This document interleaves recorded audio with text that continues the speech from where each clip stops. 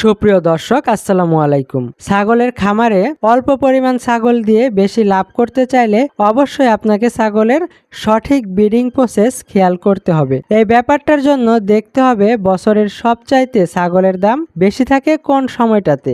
দীর্ঘ সময় ধরে চলে আসা ছাগলের বাজারের দিকে খেয়াল করলে দেখতে পাবেন প্রতি বছর অগ্রহায়ণ থেকে জ্যৈষ্ঠ মাস পর্যন্ত ছাগলের বাজার সবচাইতে বেশি থাকে। আপনাদের ছাগলের খামারের ছাগলের ব্রিডিং প্রসেসটা এমন পর্যায়ে নিয়ে আসতে হবে যাতে করে আপনারা ছাগলের বাচ্চা অগ্রহায়ণ থেকে জ্যৈষ্ঠ মাসের মধ্যে বিক্রি করতে পারেন। একটি আদর্শ খামারে ছাগল 14 মাসে 2 বার বাচ্চা দিবে। এই কনসেপ্ট অনুযায়ী আপনার খামারের ছাগলকে আষাঢ় থেকে আশ্বিন মাস এই 4 মাসের মধ্যে ব্রিডিং করাতে হবে। আর এই সময়টাতে বৃষ্টিপাতের পরিমাণ বেশি থাকে, তাই হিটে আসার ওষুধ দিলে ছাগল খুব সহজেই হিটে চলে আসে। একটি ছাগল ব্রিডিং এর পর থেকে 140 থেকে 150 দিনের ভেতরে বাচ্চা দেয়, অর্থাৎ 5 মাসে চাইতে কিছু কম অথবা বেশি সময় লাগতে পারে। আষাঢ় থেকে আশ্বিন মাস এই 4 মাসের মধ্যে ছাগলকে ব্রিডিং করাতে পারলে ছাগল বাচ্চা দেবে কার্তিক থেকে অগ্রহায়ণ মাসের মধ্যে। আর এই বাচ্চাগুলো